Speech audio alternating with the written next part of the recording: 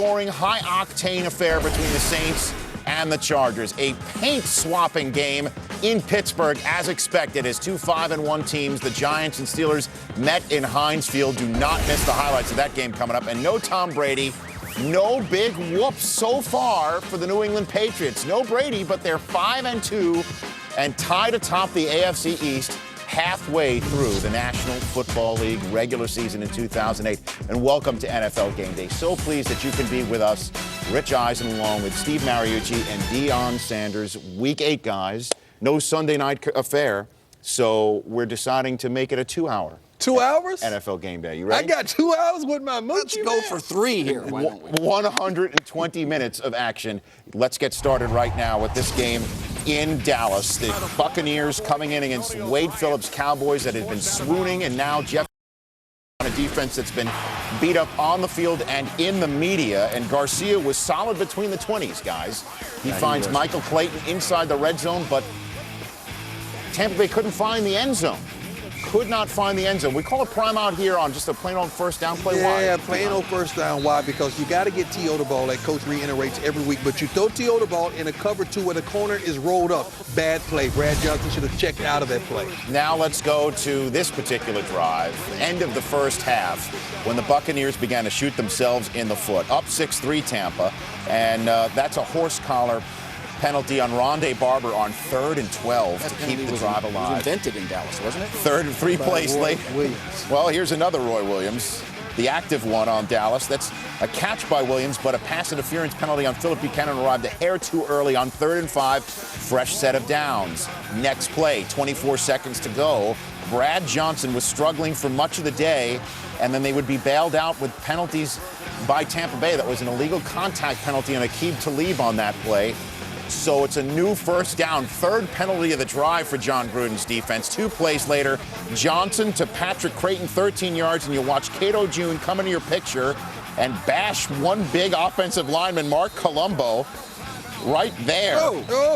That's another 15 yards, or half the distance to the goal. 4 of the Buccaneers' 7 penalties on this drive. And then the next play, you've got a 3-inch difference between Roy Williams and Phillip Buchanan. Throw it up. Back shoulder throw to the big guy, Roy E. Williams, for the touchdown. Yeah. You don't have to say E. Coach, the other Roy Williams is out for the season. So Roy's giving away football. There's one Roy. So now the Cowboys are up 10-6. First time Buccaneers have been trailing at halftime in a game. 3rd quarter, Johnson finds Terrell Owens for a gain of 12. Next play, midway through the 3rd quarter, Marion Barber getting the handoff and a first down. Barber, 25 rushes, 71 yards, led to a Nick Folk field goal, so it's a touchdown lead for Dallas, 13-6. Next possession for Tampa. Garcia on 3rd and 2, dancing around in the pocket as only he can to find Alex Smith for a gain of 35. That's what he does best. He moves in the pocket, he remains a passer, he finds the open receiver. 3 plays later, it's 3rd and 11. Garcia, again, can't get the first down inside the red zone. Ernest Graham corralled by Kevin Burnett, and Alan Ball, who I believe also created 6 feet under, interestingly enough, led to a field goal. 13-9 is the score. Last possession of the game for Tampa Bay. 13-9 still. 4th and inches from the 35, their own 35, and go for it. And Ernest Graham from Fort Myers picks up the first down. 4 plays later, it's 3rd and 3. Wade Phillips is sure. Well, he's raising his hands because he's sure. Like, I got it. I'm more involved this week. We're going to stop him. Now Garcia to Jeremy Stevens, though. Move the chains with a minute 24 to go. 47 seconds left. Nail-biting time for Jerry Jones. It's 4th and 4. Last chance for Tampa. Pick up the first down. Hilliard, gain of 6. 19 seconds left in the game. 16th play of the final drive. Another 4th down for Garcia. 19 ticks ago. Looks for Jeremy Stevens again. This one's incomplete. And the Cowboys, despite gaining only 172 total yards, gets the much-needed Week 8 victory by the final of 13-9. Wade Phillips, as you mentioned, Deion, in the highlight, was more involved in the defense, and the defense responded, posting season lows in several categories. The 172 yards of total offense I mentioned by the Cowboys, the fewest total in a winning effort in franchise history, but there's no pictures in the standings, in which Dallas currently stands at 5-3. Well, I mean, it was an important game for us. We knew that. It was a, you know, somebody asked me if it was a must game. I think all of them are must games, you know, at this point. You got to get some in the bank early.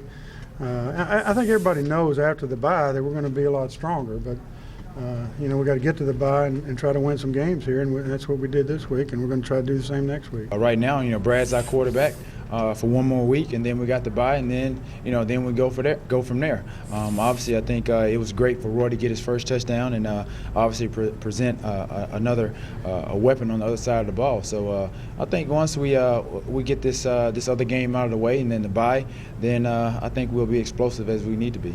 I had a great week of practice, and just, you know, jacked up to playing a game at home, playing against a former team of mine, and so it was very emotional.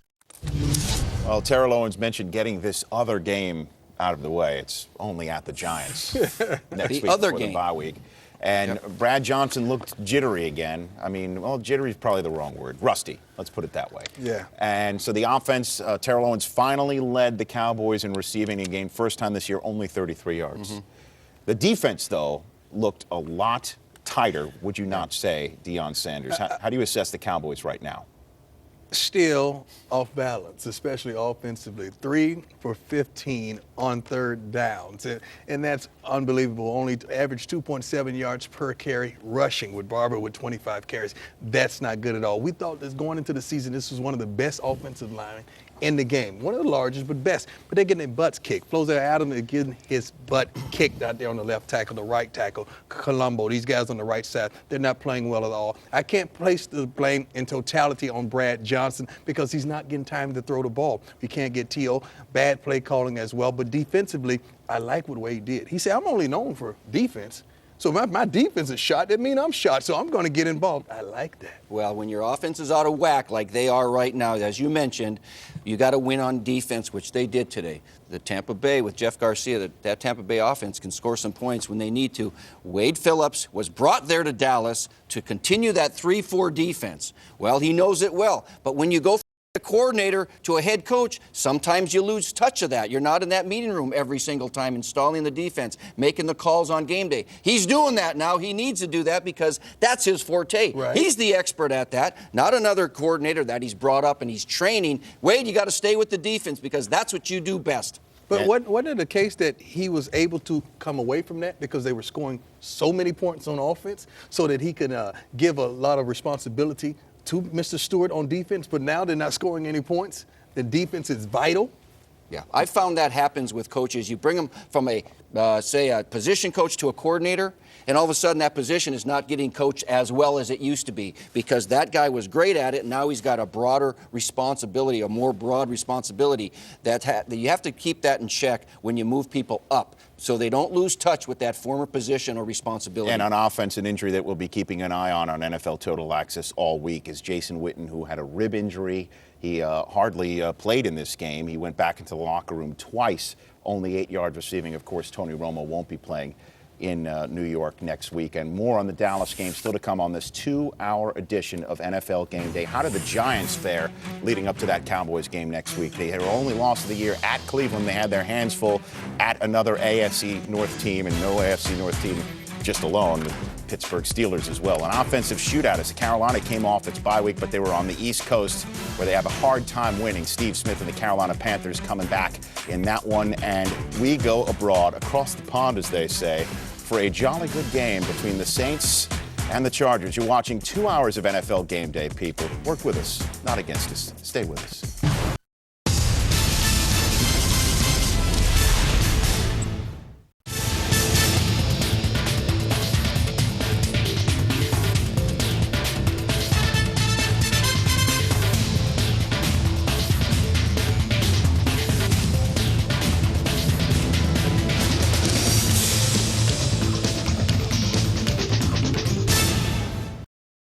So, EJ, we've designed you a signature shoe worthy of a 3-time All-American with mad smarts and sick leadership skills. Ta-da! There are over 380,000 NCAA student athletes. Yeah, you got your GPA embossed, right? There. I love it. And just about all of them will be going pro in something other than sports. Can I get it in a loafer for casual Fridays? Yes. Yes. And Yankee fans are like oil and water. Cubs and White Sox fans at the same dinner table? Bad idea. Despite their differences, fans do have one thing in common. Their heroes all wear Majestic Athletic, the official uniform supplier for all 30 Major League Baseball teams. Available now all over Europe at NASN.com. Join in the passion and pageantry of college football every Saturday on NASN. Chris Fowler, Kirk Herbstreit, and Lee Corso get you ready for all the college football you can handle live on College Game Day. They got it! Followed by an action-packed doubleheader. Live college football, Saturday on NASN.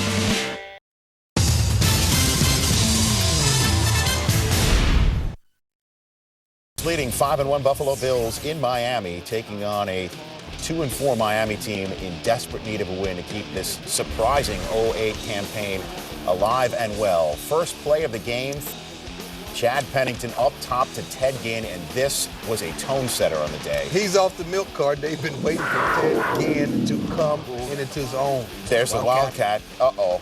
It's Ronnie Brown, direct snap. Some tough yardage. I think I still hear the Wildcat in the background. We got to cage that. It's alive and well. 6-yard gain for first down 3 plays later. And here is Pennington to Anthony Fasano. Touchdown. Great play call. Miami up 7-0 on the excellent first opening drive. Let's cut to the third quarter now. Buffalo has 3 more field goals to its credit. And Trent Edwards, 9-yard gain on 1st and 10 from his own 46, 5 plays later. It's inside the 10, and here's Marshawn Lynch picking his way into the end zone. Nice block by the wide receiver, and he picked his way, like you said, touchdown, Marshawn Lynch. 16-7, Bills are up, but that's when the Dolphins began to play with porpoise. Ted Ginn Jr. 64 yards on the slant, set up a field goal to make it a one-possession game again as the ball, thankfully for Ginn, was fumbled out of bounds. After the Bills punt, second play for the Miami drive, it's that crazy, wacky Wildcat again, and it's Ronnie Brown with the direct snap. 8-yard gain. There it is. Is that my stomach? No, you gotta love that. Ted Ginn Jr. gain of 19 yards on the next play. He's ran before. Same play. I don't blame him. If it's open, keep running it. Career high 7 catches for 175 yards, and then Ricky Williams, 3 plays later, caps off the drive, and Miami's up by 1. It's a luxury to have 2 backs that can score from that far out. Fourth quarter we go. Trent Edwards hit by Randy Starks, and Will Allen picks it off in the air. Merry Christmas. Early Christmas. 34-yard line he returns it to, led to another Miami field goal. 20-16, Miami's up by 4. Next Bills drive. 1st and 10, Edwards hit by Vonnie Holiday, and Lee Evans still plucks it out of the air for a gain of 33 yards 3 plays later on the Miami 33. This highlight sponsored by the number 3 right now. Trent Edwards tries to pick it up on short yardage by leaning the ball over the first down line, and Joey Porter snatches it away. Nice effort, but you can't do that upfield now, Trent. You can only do it by the goal line. And then a mistake by Trent Edwards in the end zone on the next possession. It's Joey Porter again, a safety as the ball is loose. The Bills recover it, and the Dolphins go on a win by the final of 25-16 as Edwards' last gasp attempt to Robert Royal is fumbled, and Channing Crowder picks it up to seal the deal for the now 3-4 Miami Dolphins. The Bills, as you know, guys, have been a fourth quarter team all year, but this particular fourth quarter was in the twilight zone for them.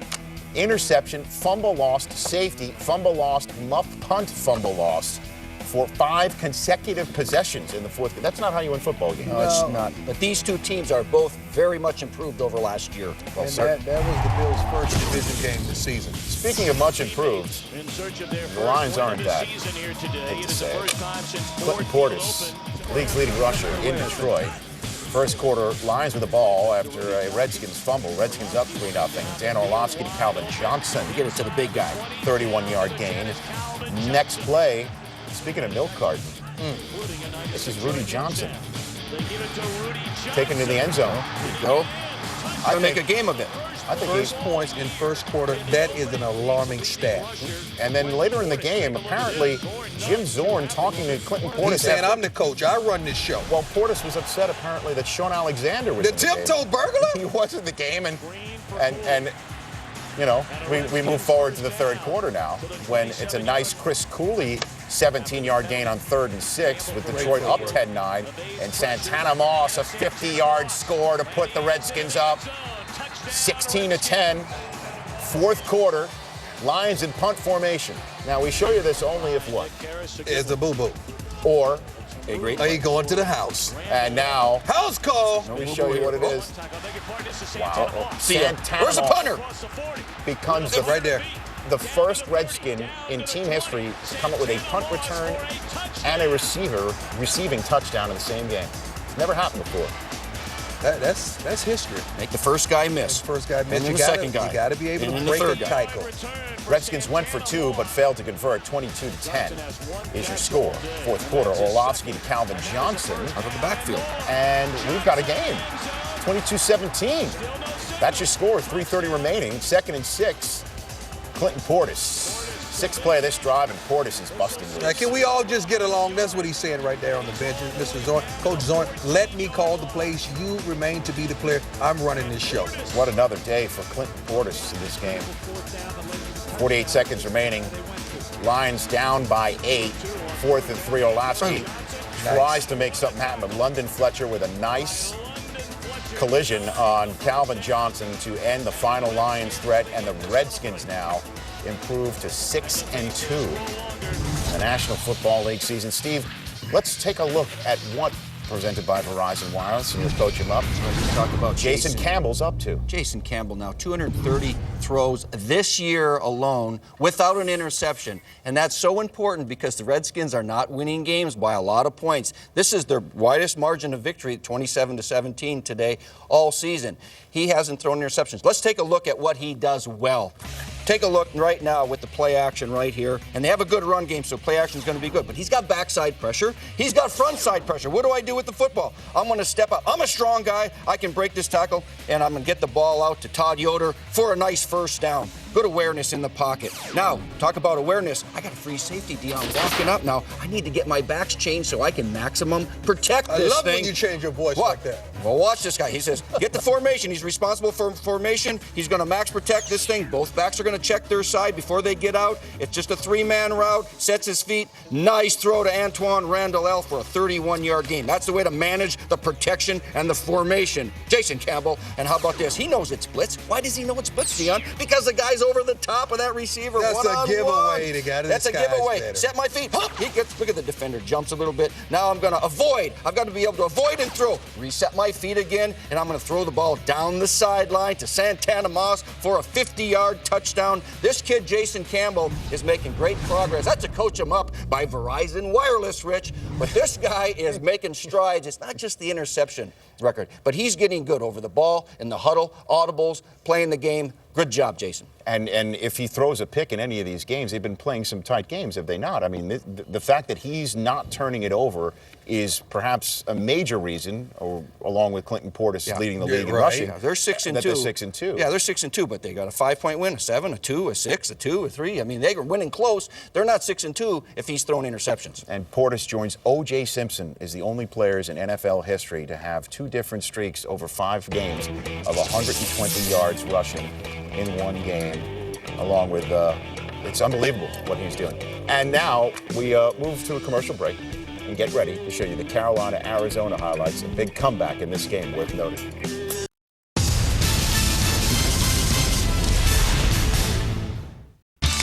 NHL on NASN. Number 1 draft pick Steve Stamkos and the Lightning head north to the Mecca of hockey to take on the rebuilding Maple Leafs. Then, 2 of hockey's greatest playmakers, Crosby and Thornton, hit the ice as the Penguins face off against the Sharks. An NHL doubleheader tonight on NASN. See the very best of the college football season on NASN. Every Saturday begins with College Game Day, as Chris, Lee, and Kirk visit a different campus each week before we kick off live coverage of games from across the USA. He heads for the corner. Touchdown! Plus, we've got more live matchups during the week and first air games Sundays and Mondays. If you miss any of the action, catch all the highlights with College Football Final each Sunday. And during the week, keep up with all the latest news by watching College Football Live, ESPN's 30-minute interactive highlight show. Glad to have you with us on College Football Live. Want even more choice of live games during the regular season? Sign up for our additional coverage on ESPN360.com, featuring up to 25 live games a week. As the season reaches its climax, we've got great conference championship games, and the College Player of the Year is honored with the Heisman Trophy. Touchdown, Texas! In December, the postseason gets started with coverage of all the top bowl games, including every BCS game and the national championship game live from Miami. Lynn rolling left, lofts it to the end zone. Touchdown! Celebrate college football's 140th season right here on NASN. Check NASN.com for weekly schedules and game previews. Game-winning home scores! Great moments on NASN. 36 seconds to go in the overtime. And here goes got Alfredson with him. A steal by Tyler Kennedy. Jason Smith is Kennedy looks at the net. He shoots and scores! Tyler Kennedy puts the capper on a great week and wins it for the Penguins in overtime.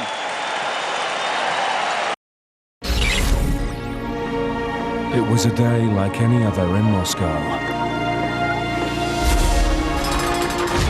Thousands of Spartak fans braved the bitter cold to see Holland's Harlem.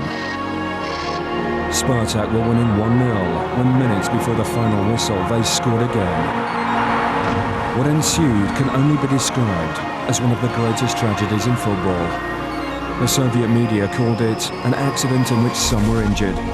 More than 300 people are thought to have lost their lives that day. ESPN Classic gives you the truth behind the Moscow football disaster. Monday, 20th of October at 2200 on ESPN Classic.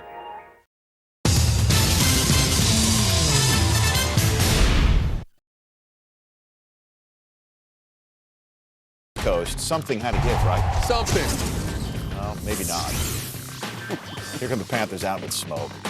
Anquan Bolden, his face looks good. Very rarely do you say that on TV when you have to meet him with him, since he had it nearly rearranged in his last game. And he comes back after a 4-week absence, and he is a factor. Yes, he is. To say the least. I'm surprised he played this soon. 30-yard end around. He has a face mask and a helmet on, Coach. Led to a field goal, Arizona an early lead, and then Jake Delhomme swarmed under by Carlos Dansby, who strips the ball and recovers it on the Carolina 5. And then Kurt Warner finds Anquan Bolden to cash it into points. Welcome back. Collectively, these are two of the best receivers, probably the best tandem in the game, but they're not only tough and physical, they run great routes. You mean Anquan Bolden and Mr. Fitzgerald. Speaking of, Larry! 27-yard gain Catches early the in the ball third with quarter. his hands, not the body, the hands. 3 plays later, it's Tim Hightower, fresh from Police Academy 8. Get in there. 6th rushing touchdown of the season for Hightower. And Arizona up 14 midway through the third quarter in Carolina. But Delhomme gets things started on the ensuing possession. Jeff King, a 31-yard gain. Tight end over the middle 3 plays later. D'Angelo Williams with a burst through the middle. Breaking tackles. 5th career 100-yard gain for the young running back. Panthers now down by 7. Ensuing Cardinals possession. Edgerrin James coughs it up. Maake Kemoeatu with the hit. Good job, Rich. Thomas Davis with an easier name to mention with the recovery. I would have given him a nickname. Next play, thankfully, I've just got to say Smith. That's an easy one. Steve Smith, easy name or easy touchdown? Both. Both. Tied at 17 now. Next Panthers possession, 6th play of the drive, next Cardinals possession. Warner steps up in the pocket, and he finds Fitzgerald for 30 yards. 5 plays later, it is Warner to Bolden again. Bolden, 9 catches, 63 yards, 2 touchdowns in his return from the injured list. And the extra point, however. What's going on? It's not like you draw it up. When extra points don't get converted, they You got usually one come thing back to to do. haunt The you. holder has one job. It's 6-point game now when Steve Smith makes a play. Last play of the third quarter is a touchdown. It's ruled as a touchdown.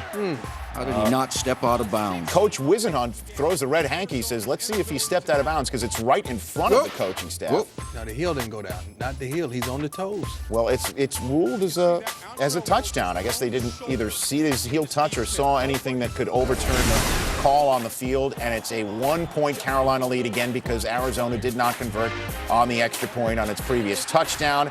Ensuing Arizona possession, John Beeson with the pick. Young linebacker returns it, 44 yards. Turnover in the red zone, that's a killer. You put the because ball you up 49 times, Coach. That's bound to happen. Yeah, Cardinals automatic field goal. had a 14-point lead in Carolina, but could not hold on.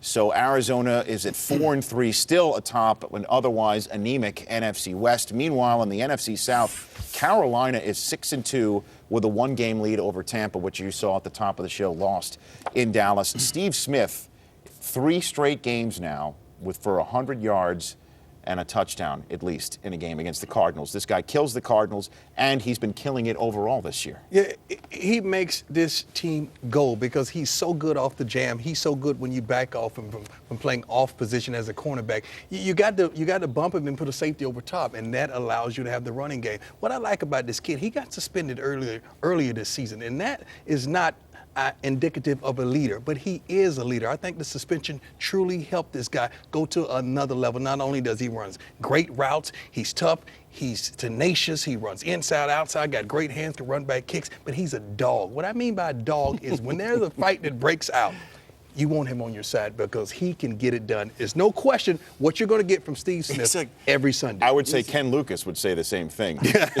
You'd rather have him on your side if a fight breaks out. He gave him that ball after he scored his first touchdown back, didn't he? And he's obviously proven himself as a worthy competitor throughout his entire career as well. And we know he runs good routes and he catches the ball well and he does all those other things. But what he does, maybe the best in the National Football League, is get off the jam. Young receivers out there watching, you got to be able to do this. Football League, you've got to be able to stutter, swim, rip, whatever you need to do, but you got to be able to, look at it. He can get off the jam. Use your legs, use your arms, use your quickness, and your strength. He's got great suddenness.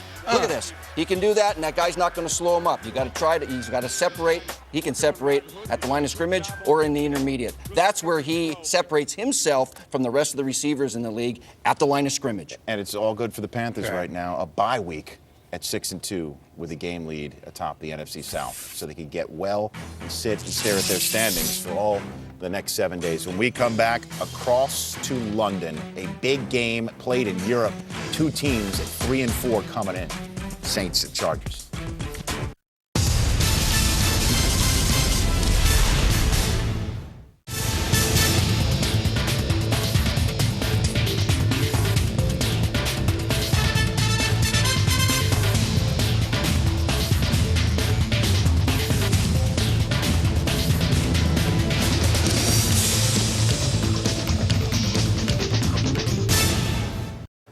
It's a glove! It's a baseball glove! For Wilson gloves and much, much more, visit NASN.com, your home for North American sports merchandise. He's violated his own defense, Mike. Mike just watched the way he danced past those 2 blockers. Tangoed right in there. Unbelievable. Check out the rookie. Slam dunk. ESPN 360. Wherever and whenever you're online, you're at the game. Swisheroo, baby. In 2007, rookie wideout Calvin Johnson helped the Detroit Lions win 5 of their first 7 games. Welcome to the NFL, rookie. That is one great catch. At 6'4", Johnson is a big and rugged target for the Lions. Calvin Johnson dives in for a Lion touchdown. But don't let his size fool you. Averaging almost 16 yards per catch in 2007, Johnson has the speed to pose a deep threat, too.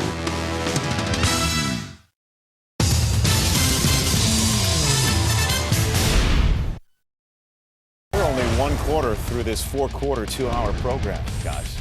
2 hours. Is that all? Yeah, that's it. 2 hours ain't that time. The Giants and the Steelers played a heck of a game, lived up to the marquee billing, a late Sunday Week 8 game. Highlights still coming. Could the Rams beat the Redskins, Cowboys, and Patriots back to back to back? That's quite the trifecta. And after losing to the Rams last week, the Cowboys came back despite an anemic offensive effort, thanks to the defense, to win against the Tampa Bay Buccaneers at home. A full report from Dallas forthcoming. Let's go to London. London? Figuratively, not You gonna take me to London? There it Top is. of the morning, too. I don't think I have a passport. Shocked the world. It was raining.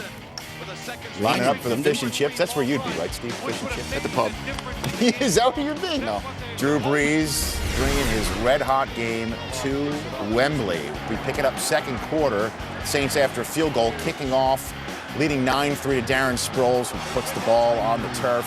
Should have just handed it off to him. Sama Young with the pickup right there, and then 6 plays later, going for it on 4th and 1. The Brits seeing some rolling of the dice, and here comes Deuce McAllister rolling in the end zone. That's a way to entertain the Brits. Go for it on 4th down. 16-3 is the score. Next Chargers possession, 3rd and inches. LaDainian Tomlinson, nice spin move. He said he wanted the ball more and that the toe is healed and no longer can be an excuse. He walks the walk for 40 yards down to the 4. 2 plays later, Rivers to Tomlinson, who cuts on a dime. You can't teach that. That looks healthy to me, right there. Great backs must make players miss. 6-point game again. 3 and change to go in the half. From the San Diego 30, Breeze to Lance Moore, who honors the Londonites by giving a soccer-style type slide celebration. But then the Brits learn you can't go to your knees in America to celebrate. Sportsmanlike conduct. Come on, Tony. Number 16, offense. For an unnecessary demonstration.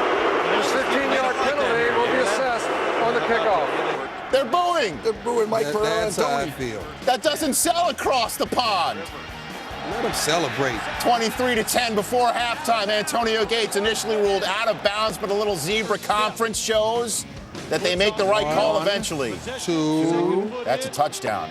One of the officials didn't think that he already had it over there. Well, it's the exchange rate. Third quarter, 23-17. Here comes Drew Brees and the Saints. First possession of the half. Brees to Marcus Colston, 49 yards on 2nd and 8. Puts the ball at the Chargers 4. 2 plays later, Brees under center, play fake and roll. Mark Campbell puts the Saints up 30-17. It's 30-20 in the 4th quarter we go. Brees in the shotgun, throws the end zone to Robert Meacham, and there's a handkerchief on the play. This is a terrible call by the officials. And I think the NFL officials are the best officials in sports, but this is a terrible call. Cletus Gordon called for pass interference, and that led to a 1-yard touchdown by Mike Carney. Saints up 37-20. Next Chargers possession, Rivers to Antonio Gates, 20 yards over the middle, led to a field goal, and then the ensuing Chargers kickoff after the field goal. They go on sides, and it works. Nice. That's well executed. You got a guy that's going to try to get it. The percentage of getting these, I'm not surprised, is about 40-some%. San Diego trying to cash that surprise into points. Rivers, Vincent Jackson, 17-yard gain. 4 plays later, it's 3rd and 1 from the Saints 14. Rivers to a diving Vincent Jackson off the play fake. 14-yard touchdown. It's a 1-touchdown game. Yeah, that was sold by the run action. He had a lot of time to set his feet and throw a strike. Got his knees down. A knee equals 2 feet in any country. Next Saints possession, Breeze to Billy Miller. It is picked by Eric Weddle. And then the Saints challenge. Weddle ruled without possession of the football. Yep. Good call. Tony Correnti overturns the play. Saints wind up punting.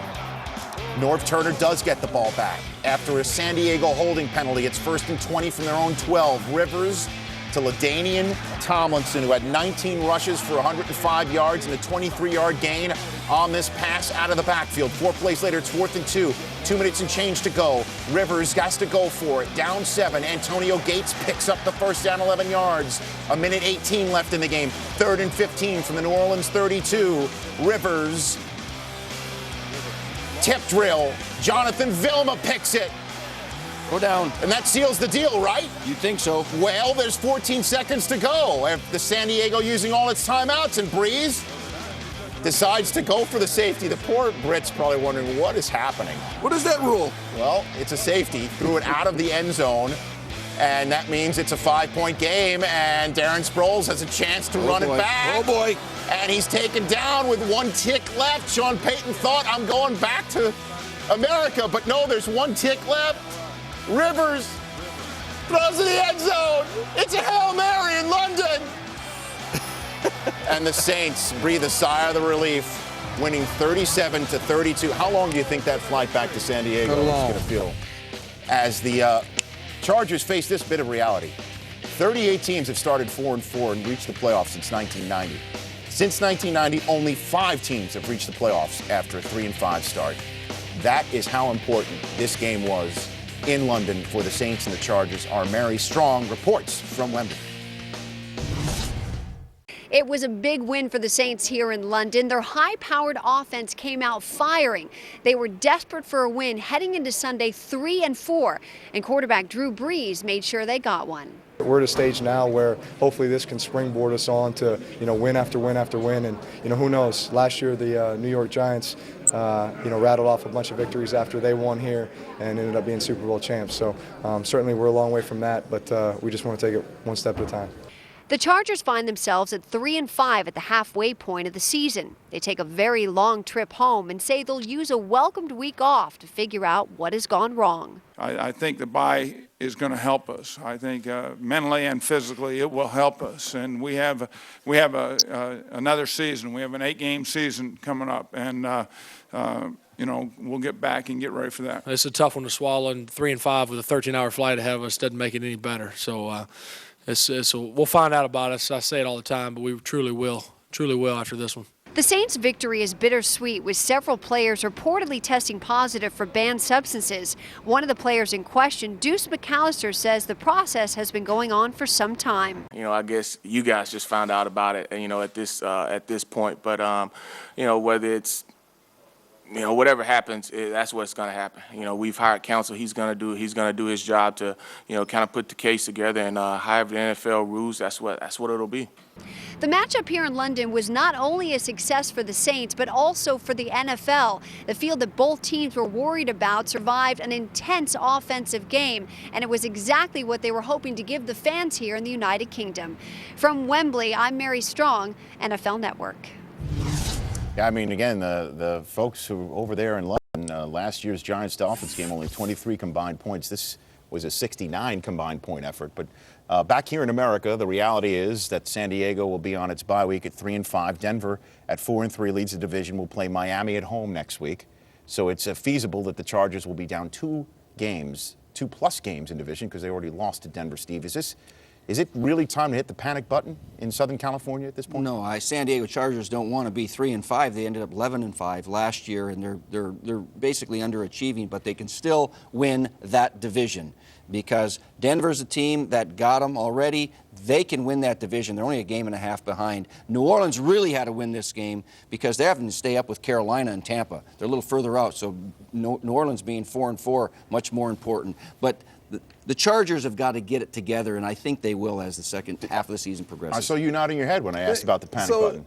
You're saying they can't win the division by default. You're saying by default. It doesn't matter if you win it by, doesn't matter how you win it, just win it. You don't have a running game. Your secondary is 32nd versus the pass. That's the only reason New Orleans won this game, because New Orleans didn't run the ball successfully, but Drew Brees is playing out of his head. What's happened to the secondary in San Diego? Injuries, scheme, just confidence overall. That's what's happened to the secondary. And they don't get the pressure on the quarterback that they used to with Sean Merriman. I'm wondering if by the end of the season we look back at the 08 Chargers and the Merriman injury is something that we're still talking about. No, those first 2 games is something that we're going to talk about. Remember, they lost those first 2 games in the last seconds of the game. Still to come here on NFL Game Day, the New England Patriots had a very game St. Louis Rams squad in the house, as Snoop always is on NFL Game Day, telling us what's still to come on this 2-hour program.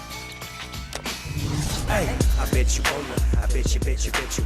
A little something for the NFC, AFC, North, South, East, and West. Quarterbackers, linebackers, cornerbackers, these are the best in the NFL. Let me express, I'm at the pad on the couch, eating on a ham sandwich, watching highlights from games that I missed today. I bet Deion come up with something slick to say, like Gucci, Lucci, Richie Rich, or Coach Mariucci. Give me the ball, I go for it all. I gotta get mine, so you gotta get yours. Hey, I bet you wanna, I bet you wanna. On prime time on NFL Network. I bet you wanna, I bet you wanna.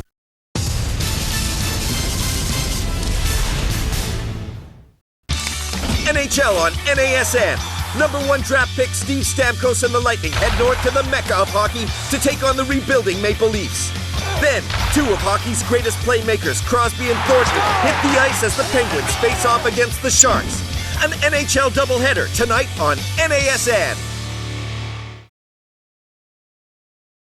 Adrian Peterson getting his first touchdown in week 1 on a screen and a flat.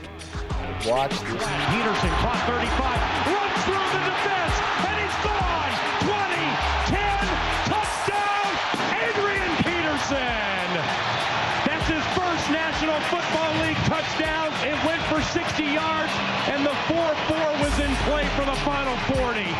It's kind of hard to explain, explain the feeling, but it felt so good in the leap in the crowd. That's something I always dreamed about doing. So that was exciting also. November on NASN. See over 30 live NHL games, including a rematch of the 2008 Stanley Cup Final. The NFL begins its Thursday night matchups with a special Thanksgiving tripleheader. The ball is back on the court with college hoops returning and NBA Fast Break bringing you all the highlights and analysis from around the league. Plus, it's rivalry week in college football, including Ohio State, Michigan. November on NASN.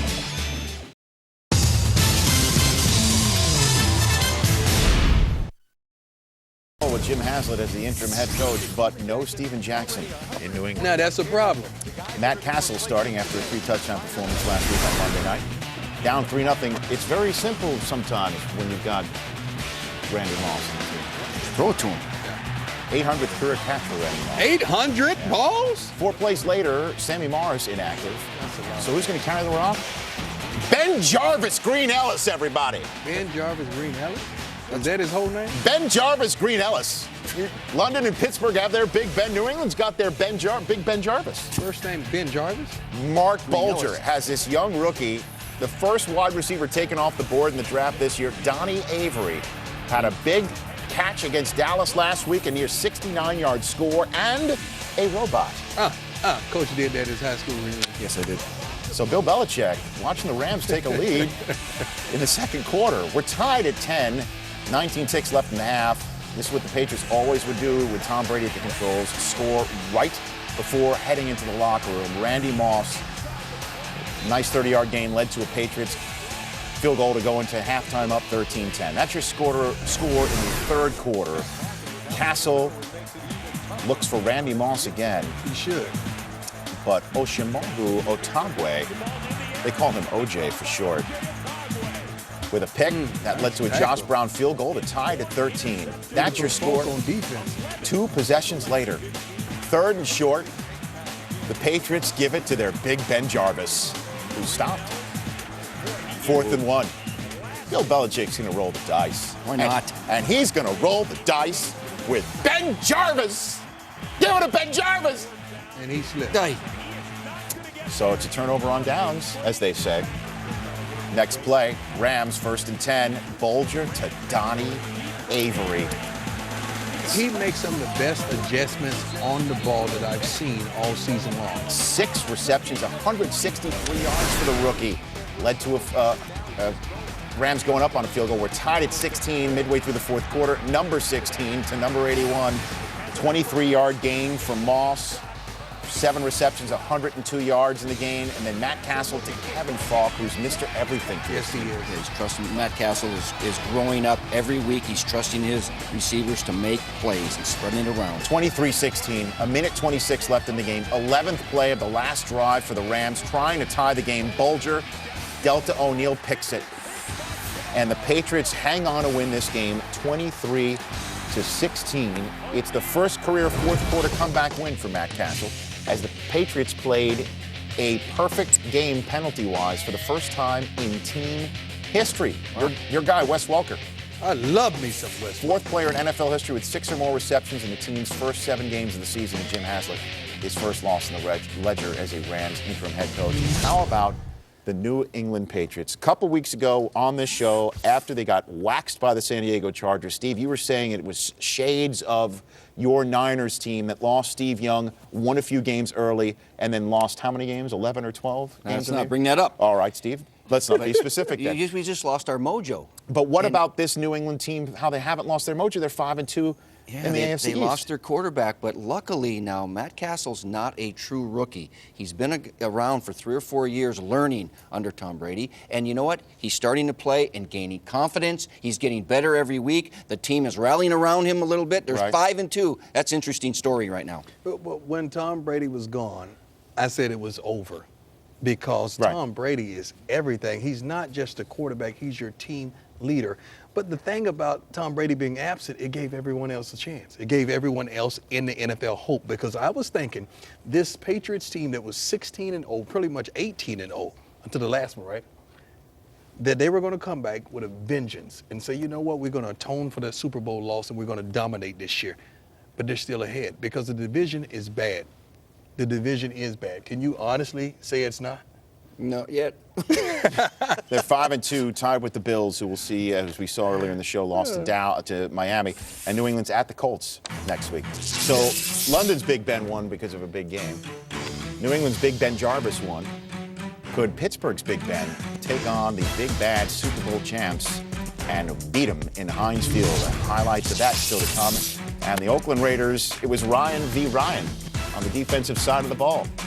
Which Ryan would prevail in Baltimore?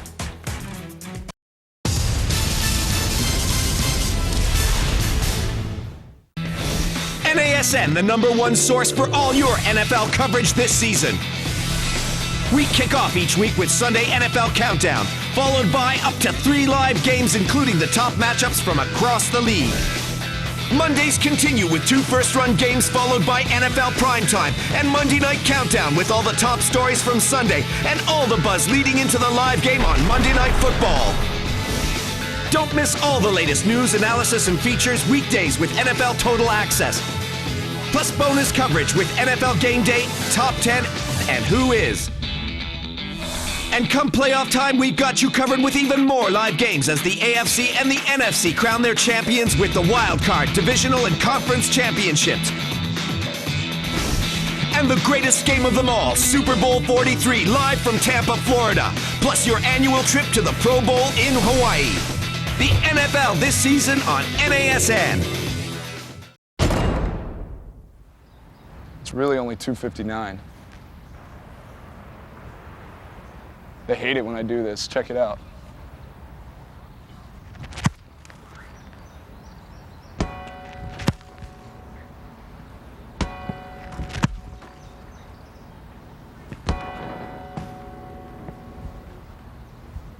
It's time to pick me. It's your move.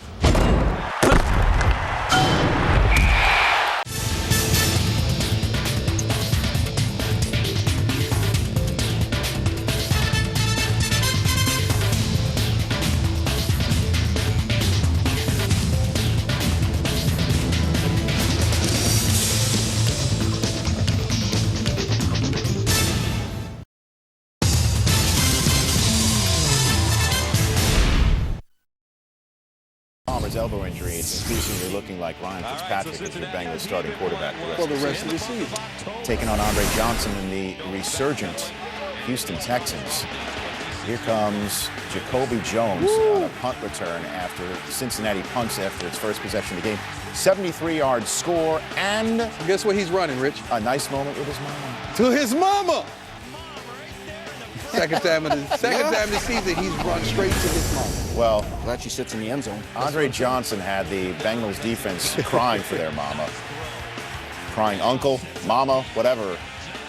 How do you think Chad Johnson feels when opposing receivers catching ball after ball after ball? Yeah, this guy's going to Honolulu. But his team can't get him the ball. 11 catches for 143 yards as Chad Johnson had a front row seat to all of that on Sunday. And then 2 plays later, Schaub spreads it around. Kevin Walter, 7-yard score. 21-6, Texans are up. Imagine if the Texans had beat the Colts in that game that they were up by 17 with 5 minutes to go. They would be 4-3 now as opposed to 3-4. This play is sort of a microcosm of the Bengals season. Walter gets up because Jonathan Joseph doesn't touch him while he's down. He sort of was lackadaisical in applying the hands to him. Touch him when he's down, not after he gets up. Oh, boy. I guarantee you he's hearing it from defensive coordinator Mike Zimmer. Bengals I promise you that. Bengals are 0-8. Biggest margin of victory in Houston Texans history. There's Rob Ryan. Well, we got that over with This quick. is Rob. There's Rex Ryan. This is Rex. Where's Buddy? Buddy is on the couch eating a sandwich. Where's Meg? Well, the Ravens Seattle. defense getting it done early. There's a Terrell Suggs and Douglas onto Justice Vargas. And then Terrell Suggs finds Michael Bush right there. Raiders' second drive of the game as the Ravens defense was dominating from the get-go. Jameel McClain sacks Russell for the first 2 points of the game. And the cable guy's not like we're seeing. Wildcat. Yep. And it's Troy Smith. Oh, What do yeah. you call it? That's not a real Wildcat. When it's your backup quarterback? Because he's a quarterback. It's still Wildcat. He ain't that fast either. It's like Ohio State right there. 8-yard gain for the Heisman Trophy winner. It's not a Wildcat. Same drive, it's Willis McGahee scoring. 9-0 Ravens. First play of the Raiders' ensuing drive. Here comes Jamarcus. That's a big arm, man. It is. Wrong guy. Frank Walker with the picks, and we're gonna get some reaction because there's our son. Yeah. NFL Network, yeah. Well done, right in front of our son.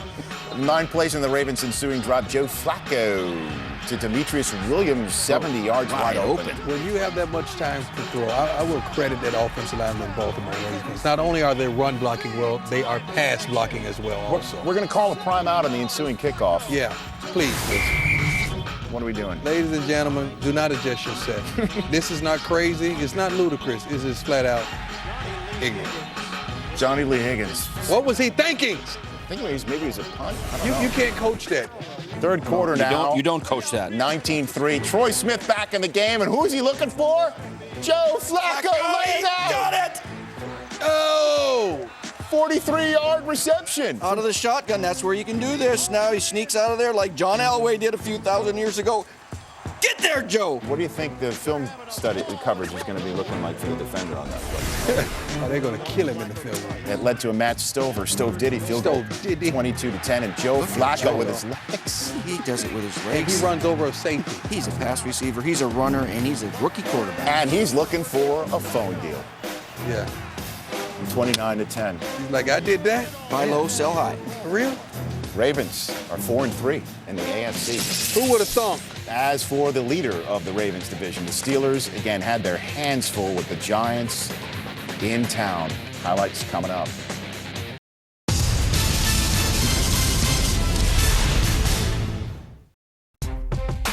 The Cincinnati Bengals have a 1-2 punch at wide receiver that staggers opposing defenses. Over the past 4 seasons, Chad Johnson and TJ Houshmandzadeh ranked second and third in the NFL in receptions and have combined for nearly 10,000 receiving yards.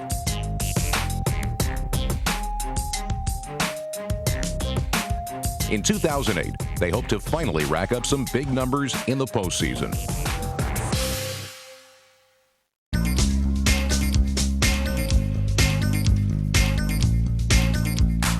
Day after day, brave as your life, be the one you never be again.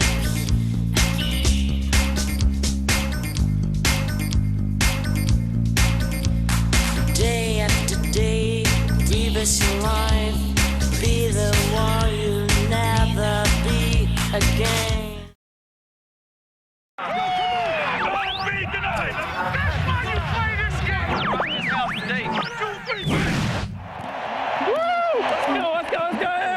Long ass line, Frank. I'm tired. Green 18! Green 18 says. Wouldn't that be pass interference? The ball's in the air. He has defensive hold early, so we're gonna. You don't want He to. held him the whole damn time. My head's getting bigger. These hats are getting smaller. Shut up. NHL on NASN. #1 draft pick Steve Stamkos and the Lightning head north to the mecca of hockey to take on the rebuilding Maple Leafs. Then, 2 of hockey's greatest playmakers, Crosby and Thornton, hit the ice as the Penguins face off against the Sharks. An NHL doubleheader tonight on NASN.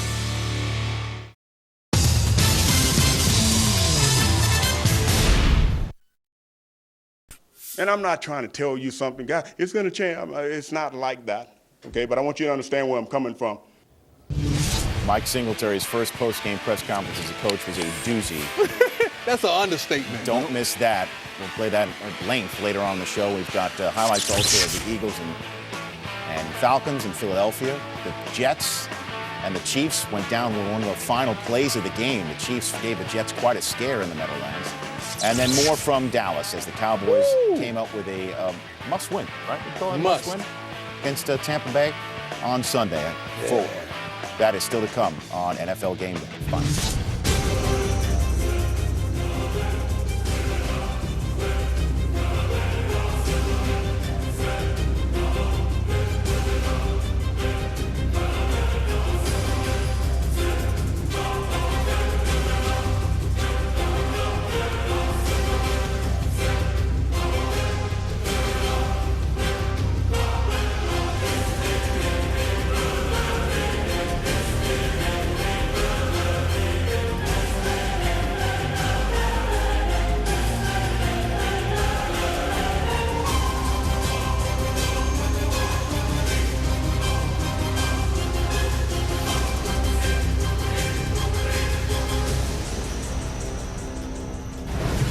Wow, that's quite an introduction.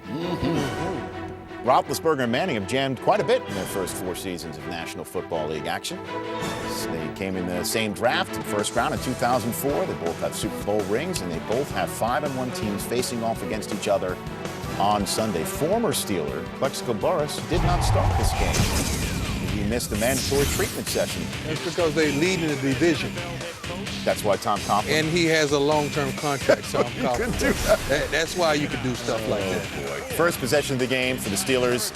You know, there is no I in Moreeeee, but it doesn't matter when he runs like this for Willie Parker, still being out. Moreeeee more 32-yard scamper. Steelers take the early 7-0 lead, just like that. 7-3 next possession for the Steelers. And James Butler picks off Roethlisberger, puts the ball on the turf, but the Giants eventually recover it. And then 7 plays later into the second quarter of this drive, Greg. Here comes Brandon Jacobs running people over as only he can. He does best. The big back, 270 pounds of muscle. That's a Reported 270. That's a Ryan Clark pancake there. Next play, 8th play of the drive. Troy Polamalu gets a hand on it. He never saw Troy Polamalu in that play. 2 plays later, 10th play of the drive. Brandon Jacobs stretches the ball over the goal line. Refs signal touchdown. Mike Tomlin challenges. There's the video to prove my point that he challenges. And after further review, elbow down, ball not over the plane. That is 4th down now. Good call. So back comes the Steelers defense. Back comes the Giants offense. Back comes Brandon Jacobs calling again, and he is stopped. Ruled not in the end zone, and the Giants challenge this one. Why not? Game of inches. Instant replay getting a workout early on. Across the plane of the goal line. And the play stood as called. Can't tell. You cannot overturn it if you can't prove it. They need to put a sensor inside the ball. They do. Your guy Nance says that. They do. So the Giants did get a field goal out of their next possession because they stopped the Steelers, got good field position. Oh, wait a minute. 7-6 in the second quarter when Butler drills Nate Washington. That's a horse collar. And the ball is loose as Brian Keel picks it off.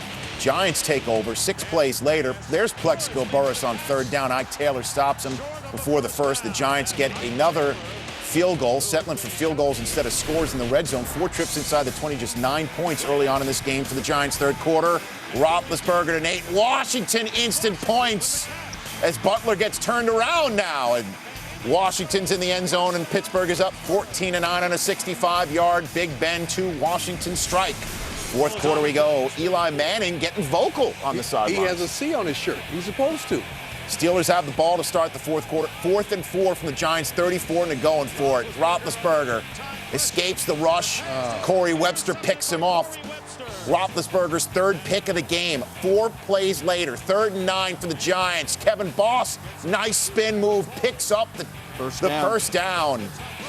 4 plays later, it's 4th and 6 in the Steelers' 34. Coughlin's got a long-term contract. He's going for it. That's right. Manning up top to Amani Toomer, the old reliable. Old faithful. But the Giants settle for only a field goal. Can't get again. 14-12. Giants defense stops. It's Mitch Berger. Oh, who James Harrison is the backup long snapper, which got hurt in this game.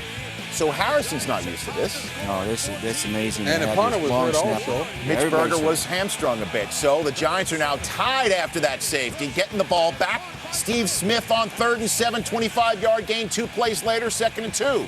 Manning to Burris, 8-yard gain. Out of bounds. Down to the 9. 2 plays later. He's the boss, he's the boss, he's the boss. Wide open, great play action fake. The linebacker bid up, tight end's wide open on the corner route. Kevin Boss puts the Giants up 7. Next Steelers possession, 4th and 4, going for it. Hines Ward can't corral it. Turnover on downs. Giants go 3 and out. Steelers get the ball back. 4th down, 1.5 minutes to go. Roethlisberger to Limas Swede, but Kenny Phillips, the rookie, is there playing center field. And the Giants go into Pittsburgh and come out with a come-from-behind win to be 6-1, best record in the National Football Conference. The Steelers led 14-9 in this game, as you saw, going into the 4th quarter, but they had 0 first downs and just 2 total yards in the final 15 minutes of this game. And it is tough to win, even at home, when you have more turnovers and sacks allowed than points, first downs, and yards in the 4th quarter. Our 3rd quarter did not look real good. Let's face it, we hardly had the ball. When we did, it was terrible field position. We had a lot of penalties that were kind of driving us crazy. But give the credit to the players and the coaches for hanging in there, for playing tough, for finding a way to win, for winning the 4th quarter, which is what we did.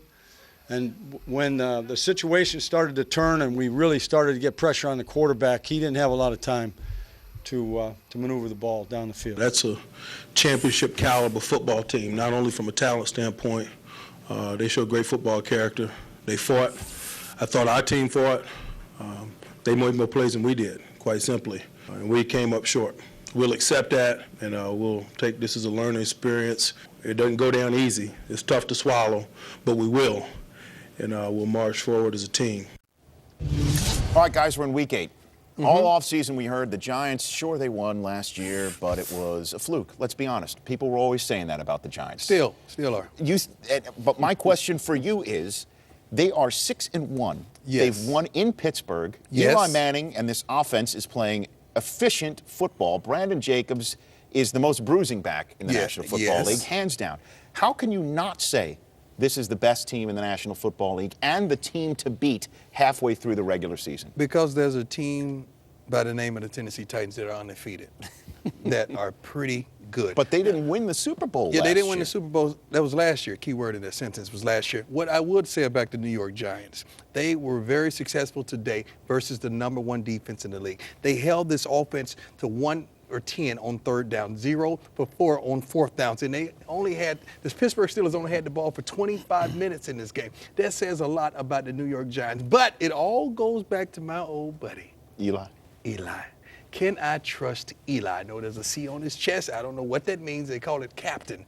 But it all depends on Eli. They have a great running game with big Brandon Jacobs. Nobody wants to tackle him because he's running with light pockets and a heavy heart. But that team is good. I think they're the best in the NFC right now. But the AFC teams are still inferior to the NFC teams. I would say that. Overall. More quality in the NFC. Yes. And to go into Pittsburgh, that's a tough place to play. You know that. And have a physical game like it's an old school playoff type game. You've got 2 teams that lead the league in sacking the quarterback. Both teams run the football, stop the run, play defense. When you go into a game like this, Dion, you get a little bit more tape, a little bit more smelling salts. You probably bring another trainer because this is going to be a physical football game. And I love those kind of games, don't you? I see it in your eyes. Let's go. You're a cover corner. But, you said, Dion, before we go to break, you said the AFC teams are inferior to the NFC teams. The Giants are leading the NFC, yet you cannot bring yourself to say the Giants are the best team in the football league right now. In and the team NFC, they are. If the Patriots coming off their Super Bowl win and are 6-1, we're all, the Patriots Come are. on. Throw them a bone, will you? I'm not looking for bones. I don't throw bones. I'm not looking for bones. Truth, the whole truth, and nothing but the truth. We're 8 weeks into the season. I'm still trying to get him to get off that bandwagon in Dallas. I don't jump off that wagon. You're not off that wagon. You're definitely not off it. The Jets and the Chiefs, a game that was closer than the Jets ever imagined it could be, as Herman Edwards was back to where he once belonged, in the Meadowlands. And speaking of smelling salts, the 49ers got knocked out by Seattle in Mike Singletary's first game as head coach. Do not We miss go this. out, we hit people in the mouth. Number one. Number two, we are not a charity. We cannot give them the game. That's number two.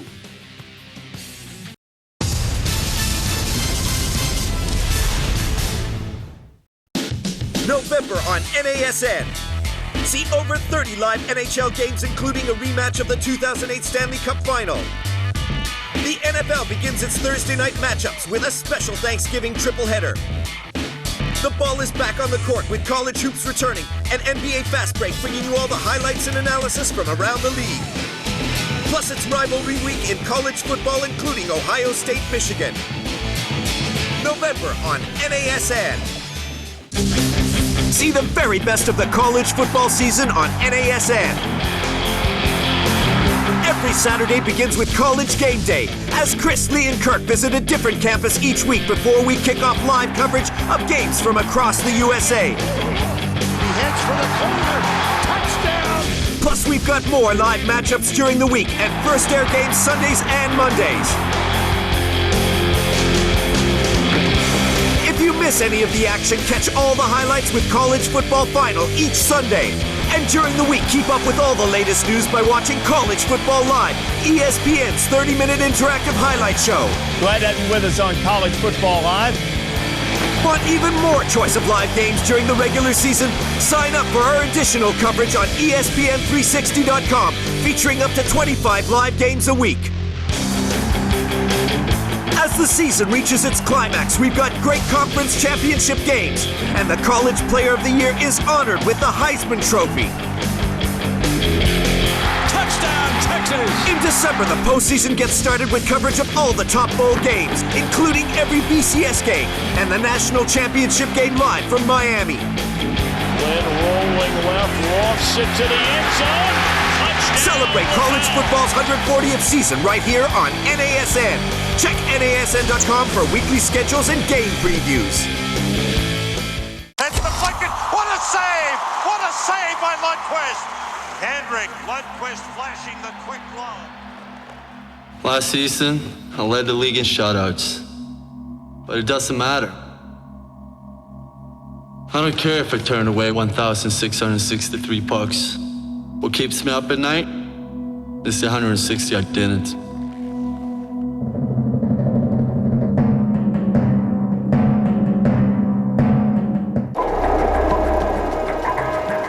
The first ever 900. The first ever 360. The first ever no-hand 900. The first ever backflip. The sickest thing I've seen in my 20-year history. Watch the bits that made you shout. The best of the X Games on ESPN Classic.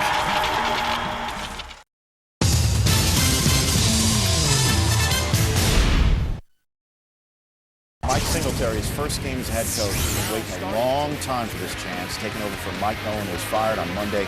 JTO. Smelling salt. New coach, same players. He showed up. JT O'Sullivan is either O'Sullivan or O'Smelling Salts, and the Same O'Smelling result. Salts showed up. He's been battered all year long. But look at it. He know how to take a good pursuit angle. And he stops Patrick Kearney trying to get him before getting in the end zone. He saved a touchdown. He know how to take a good pursuit angle, though. That whole offense does. There's a reason. It was 6-0 Seattle after that. Second quarter, here's Leonard Weaver off the pitch. Nice hurdle off the pitch. Seneca Wallace getting the start in place of the injured Matt Hasselbeck. TJ Duckett finishes it off 4 plays later. Seahawks up 13-0. It's 13-3, a minute left in the first half. O'Sullivan finds Arnaz Battle for a gain of 6 and a short first down. And then Mike Singletary decides to go for it on fourth down with 44 seconds left to go in the half, down 10. Why not? Okay, going for it. Let's go. Well, why not? Okay. Well, here's why not. That. 75-yard pick six. This was O'Sullivan's last pass of the day. Singletary pushing buttons. He sat O'Sullivan, benched him for Sean Hill. As for the rest of this game, Let's go to the third quarter. Alex Smith chewing gum on the sidelines. He's out for the season. Seneca Wallace to Leonard Weaver. 43-yard touchdown dash for the fullback. And the Seahawks win 27-6, a much-needed win for the Holmgren-led Seahawks, are now 2-5. Niners are now 2-6. A very interesting sequence, not only by Singletary benching O'Sullivan, but look what happened with Vernon Davis in this game. Sean Hill throws one to Vernon Davis in the third quarter, and extracurricular for Davis, giving a little flip to Brian Russell, earning 15 yards. So Singletary gets into Davis's grill and basically tells him, so you're sitting on the bench, and then apparently thought better of it, told him to get his stuff and leave. Hit the locker room. After the game, here's how Singletary's first press conference as a head coach in the NFL went. Fascinating stuff. He started it with an apology for the way to play. Number one is I apologize. I apologize for the start. And I don't really, it's like this. Today was good for me. It was good for me because sometimes you take a step back and you look at it and you think, hey, you know what? I'm here, it's on, we're gonna make it work. They're working hard, they're doing this, they're doing that. We're gonna go out there and it's gonna change right now. Our formula is this. We go out, we hit people in the mouth, number one. Number two, we are not a charity. We cannot give them the game. That's number two. And number three is we execute from the very start of the game to the very end of the game. That did not happen. Vernon just, it was something that I told everybody at the very beginning of the week.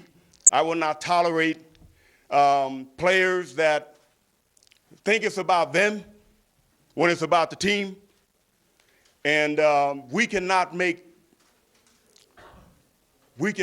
decisions that cost the team and then come off the sideline and it's nonchalant. No. You know what? This is how I believe, okay? I'm from the old school. I believe this. I would rather play with 10 people and just get penalized all the way until we got to do something else, rather than play with 11 when I know that right now that person is not sold out to be a part of this team. I told him that he would do a better job for us right now, taking a shower and coming back and watching the game than going out on the field. Wow. Wow. Wow. Wow. He's got some Ditka in him, huh? Ditka in him. No, that's far past Ditka. Now, Mike is good that way. He can speak, he can express himself very well, and he's got great credibility, having been a Hall of Fame player.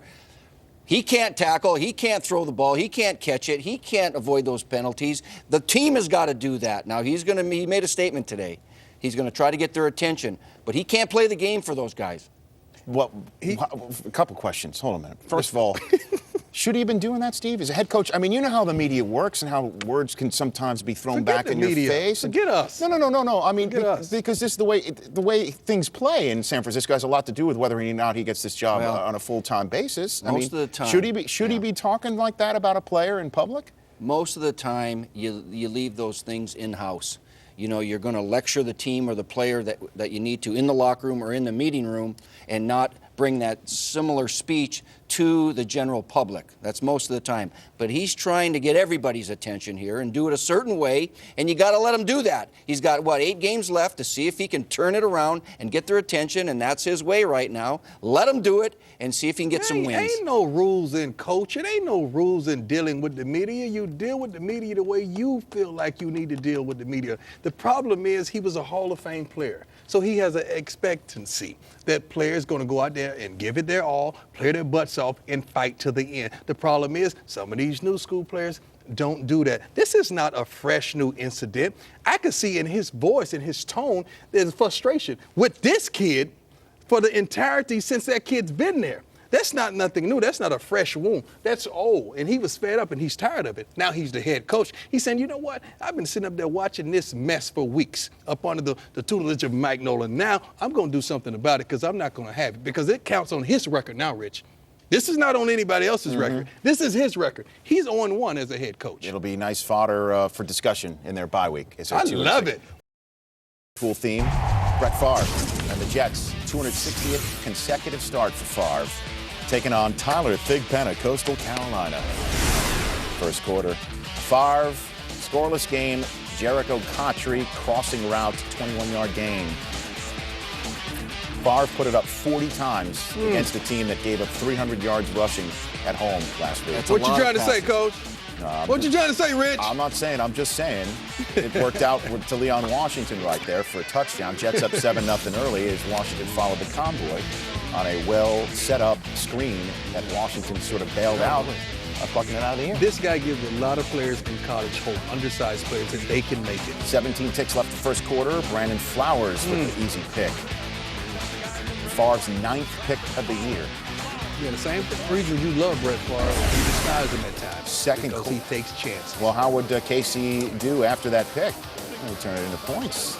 Wayne Bowe, 12-yard gain. 2 plays later, Tyler Thigpen, everybody, to Tony Gonzalez. Oh, to Tony. We got a tie game.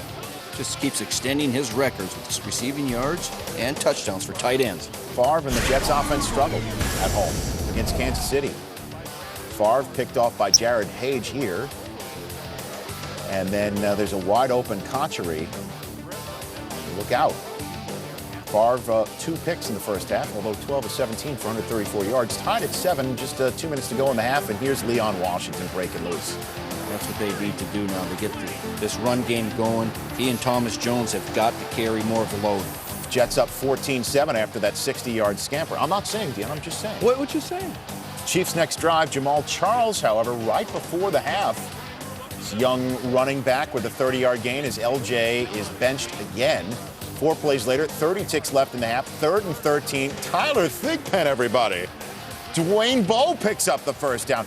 Two plays later, 10 ticks left in the half. Thigpen, back of the end zone. Mark Bradley ruled out, but there's a buzz down from upstairs. Let's look at it. Yeah, Herm's like, it's a touchdown. Who knows? He would be correct. He's like, come on, man, throw me a ball. There's 1. There is 2. Yeah. And that's a touchdown. Sure is. We're tied at halftime of this game. Jets are down 17-14. 2:18 left in the third quarter. 2nd and 8 from the Kansas City 10. Derek Johnson almost picked 6. 3 plays later, they give it to Thomas Jones. Touchdown. I'm not saying, Dean. Well, what are you saying? I'm just saying. Are you saying they should have given the ball more to Thomas Jones? 21-17, Jets are up. 4th quarter, 3rd and 2 from the Kansas City 8. It worked before. Thomas Jones, no. Brandon Flowers, yes. 91 yards to the house. He's gone, and there's nothing they could do about it. Kansas City on top, 24-17, midway through the 4th quarter in the Meadowlands. 2:30 left in the game. After exchanging punts, Favre, the number 4 magic working. Chancey Stuckey over the middle 18 yards. 1:05 left in the game. Favre, back shoulder, Lavernius Coles, touchdown.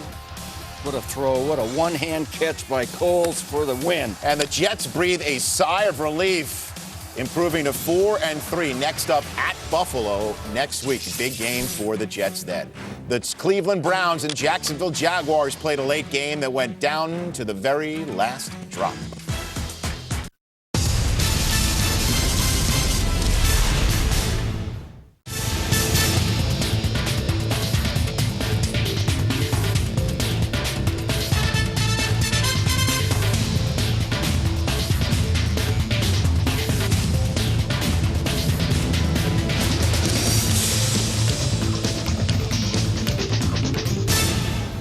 So that's a double helping of live NCAA football with College Bowl on the side. ESPN 360. Whenever you're online, you're at the game.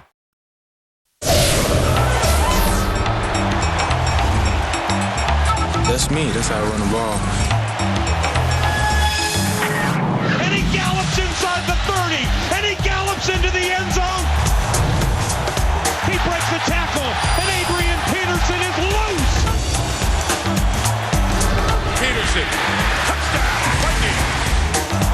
Handoff Adrian Peterson, and there he goes.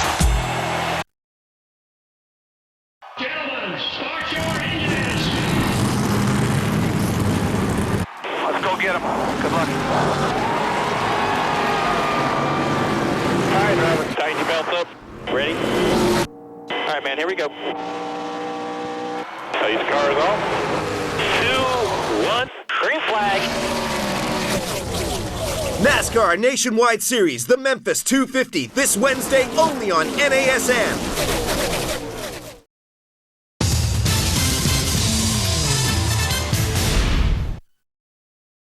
Welcome back to NFL Game Day Final. Alongside Terrell Davis, I'm Fran Charles. Is there a changing of the guard taking place in the AFC South?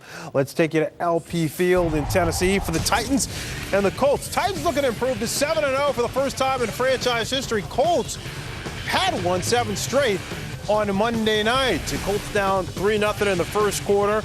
Peyton Manning changes that in a hurry to Dallas Clark for a 10-yard touchdown strike. Colts back on top 7-3. Peyton Manning to Clark. We've seen that in the past, and they got things back on track. Colts up 7-6, third quarter.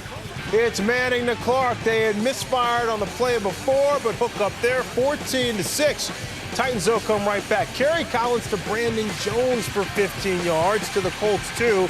And Lendale White, it's tough to keep him out of the end zone. Yeah, from 1 yard out, you can't keep the big fella out. He's just too strong and powerful. Titans went for 2 and made it. Tied it up at 14-0. Fourth quarter, 17-14 Titans. Collins to Lavelle Hawkins, who gets both feet down. And then on a 2nd and goal, it's White. He stretches, breaks the play. That is a great effort from Lendale White. And White's 10 rushing touchdowns lead the NFL. Manning looking for Clark. It's picked off by Chris Hope. Takes it all the way down to the Colts 16. Late in the fourth, and from here, it's academic. But Chris Johnson takes it in from 16 away. Johnson finishes with 77 rushing yards. Titans win it 31-21. They're 7-0. They've got a 4-game lead in the AFC South. Derek Anderson, still the starter in Cleveland, taking on David Garrard and the Jags. Jags coming off a bye and hope to look a little bit better. Anderson on a play action to Braylon Edwards, 21 yards. 5 plays later on a 3rd and goal, it's Anderson to Dante Stallworth getting some of his weapons back. Hey, Dante Stallworth missed a couple of games this year. He's back, and that offense is starting to roll. All right, the Browns up 7-0. Second quarter now, David Garrard on the move, eludes to Quell Jackson, and picks up 24 yards. This is why this guy's so dangerous. Look at him. He can run the football. He doesn't like to run, but when he does run, he's effective. All right, on a 1st and goal, 6 plays later, it's Garrard to Reggie Williams. Wide open, and we're tied up at 7. Browns now on a 4th and 1 at their own 47, going for it. And Steve Hyden's wide open. Huge play here. Hey, that takes guts to go for it on your own side. You better make that play. They did. 51 yards, 2 plays later. It's Jamal Lewis. Digging, driving. Browns on top 14-7. Anderson says, give me some. Third quarter opening drive here. Jags down 17-7. Garrard back to Williams. That was a beautifully placed ball right in the seam. Later in the drive, it is Garrard to Matt Jones, and Jones gets in. Jaguars down 17-14. Same score in the fourth now. The Jags back at it. Garrard to Jones. Makes a nice move here. Picks up 20 yards. And set up a Josh Scobie field goal. Tied the game at 17. Cleveland comes back in the very next series. Anderson to Cindric Steptoe. And Steptoe stepping his way down to the 1 yard line. Yeah, I love the effort, but when you get down to inside that 5, you better score. 53 yards there. Jags did a good job, kept him out. To Phil Dawson knocked in the field goal, but these are the mistakes that will kill a good football team. Brian Witherspoon can't hold on to the rock, and Joshua Cribbs recovers. Yeah, big play right here. Fumbling the football, you have a chance to go on the field, hopefully for the game-winning score. You turn the ball over, not ideal. Bo Bell doing a great job of getting his big mitten there and knocking the ball loose. 27 seconds left. Garrard steps up, and he hits Matt Jones. Remember, Jones used to play quarterback, so he knows he's got to get out of bounds. Oh, great effort by Matt Jones. All right, 9 seconds left. It's a 2nd and 10 for the Jags. The Browns 26. Garrard going for the big fella, Jones. Can't squeeze it. Sorensen and McDonald break up the play. And it's a home game, so there's still 1 second left on the clock. And Gerard goes back to the big guy, Jones, at 6'6", but it's too high. So the Cleveland Browns going to Jacksonville, and they come up with a huge victory, 23-17. So the Jaguars fall to 3-4. Just when we think we have this team figured out, we don't. Right. Tennessee Titans on top, 7-0. Well, Tennessee, we were asking whether they were for real. Could they beat a team with a winning record? They are for real. They're a team that can play from behind. They can run the football. They threw the ball extremely well tonight with Kerry Collins. So they passed that test. That's a team that you have to look out for. They now own that division. And what about the Indianapolis Colts? Quickly, how do they get their mojo back? Go back and keep working. They did some good things tonight. Build on that tonight. All right. And don't sleep on the Houston Texans, too, because they started out 0-4, but they've won 3 games in a row. So the Texans are at least back in the conversation. Still to come on NFL Game Day Final. The Atlanta Falcons coming off a bye. And the Falcons, could they go into Philadelphia and get their 5th victory of the year? Highlights are coming up after the break.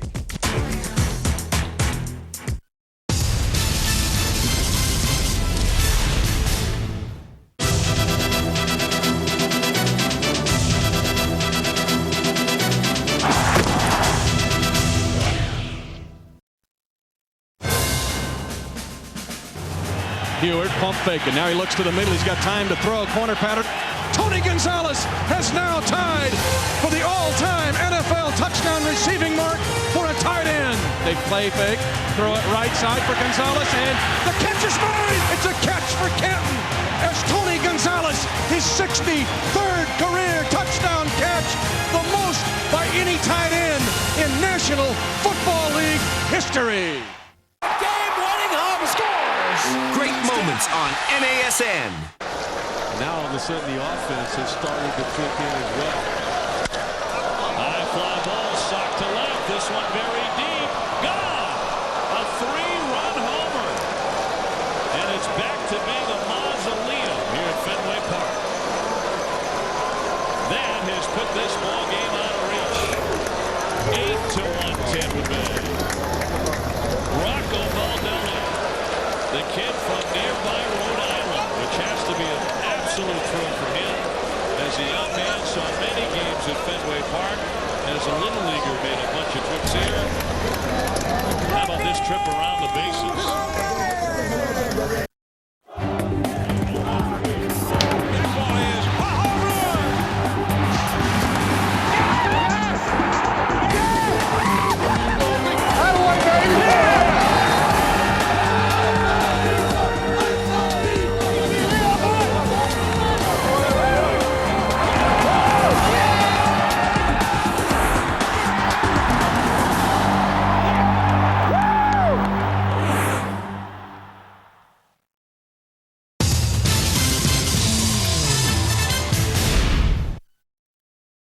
You know, Batman, everything's looking up for the Philadelphia sports these days. Even the 76ers? Maybe. The season's about to begin. What about the Flyers? Well, the Eagles. You didn't know I knew about that, the Flyers. Yeah, so, you know, I was a hockey man, too, huh? Matt Ryan grew up just out of the Philly area, sort of a homecoming for him. Coming back to Philadelphia to take on the Eagles coming off of a bye week. Scoreless second quarter. Roddy White, is he running his way to the Pro Bowl? You know, he's having his best year ever. Yes. 8 catches today. For 113 yards and 2 scores. So Atlanta's up 7-0, drawing forced blood. It's 10-7 Philadelphia in the third quarter. Kevin Curtis, his first game of the year. He's been out after sports hernia surgery. Say that 10 times fast. Back in August. 25-yard gain. Then Brian Westbrook is back from his ribs and ankle, looking no worse the wear. When this team is healthy, look out. They are talented. His first 100-yard rushing game of the season on the day. 17-7, third quarter. It's White going up for it. Lito Shepherd picks it. It's a bad throw by the quarterback. And the flag is on White. So fourth quarter, 2 Eagles possessions later. In the plus side of the field, McNabb to L.J. Smith, leveled by Lawyer Malloy, and that's a flag. Why is that a flag? He led with the shoulder, and he just knocked him out. It's called defenseless receiver. For all he knows, Smith has the ball. Does he have on equipment? McNabb, the shovel pass to Westbrook, no gain.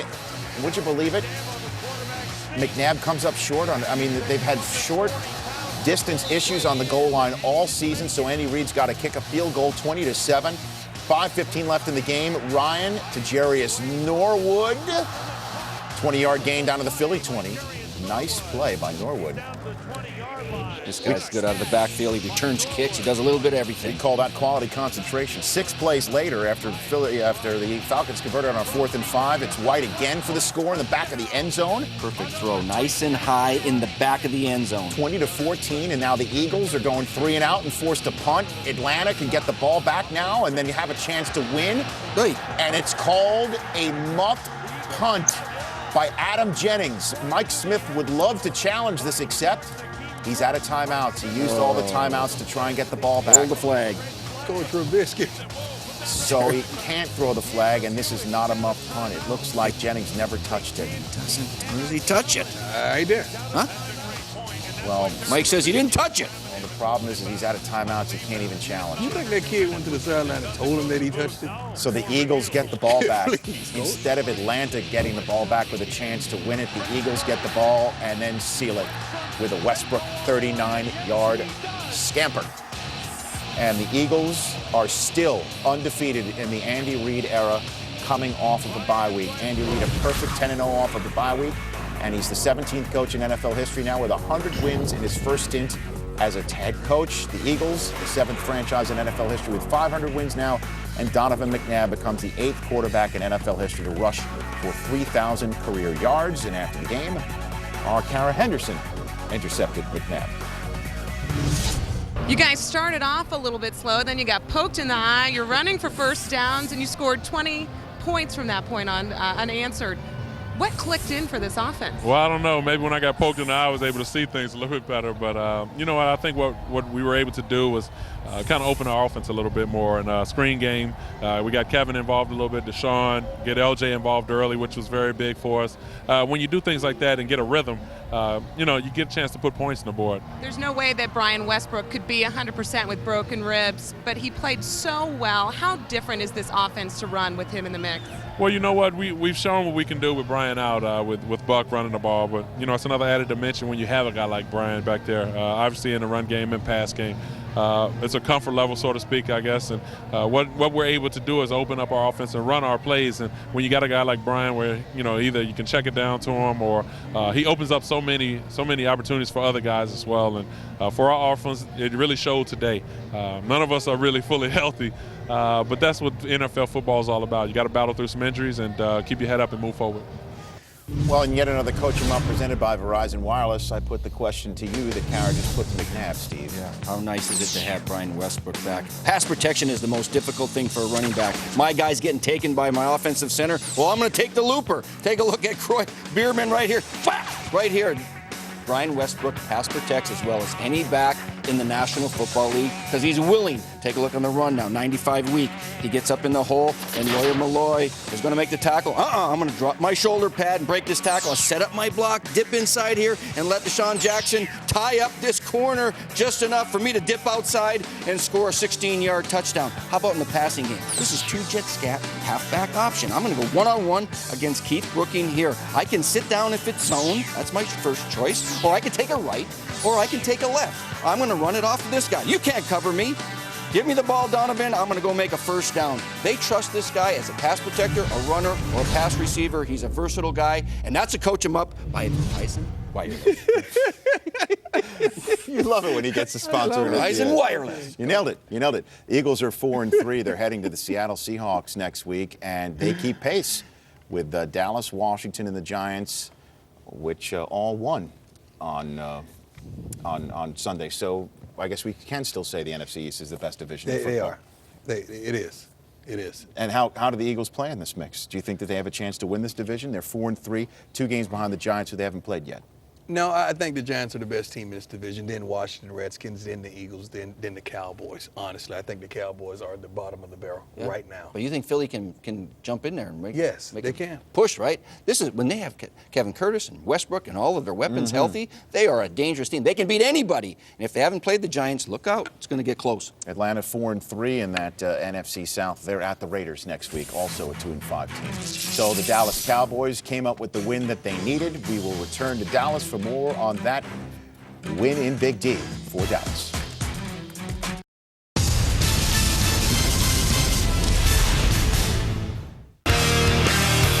Remember the Titans? Tennessee has returned to the big stage this year, but a rested Packers team comes to town after a week off. Then the Cowboys look to steady their season as the defending champs get primed and ready in New York. It may not be the same without Tom Brady, but it's always a contest when the Colts and Patriots match up. Coverage kicks off with the Countdown Crew. Spend your Sunday with live NFL on NASN.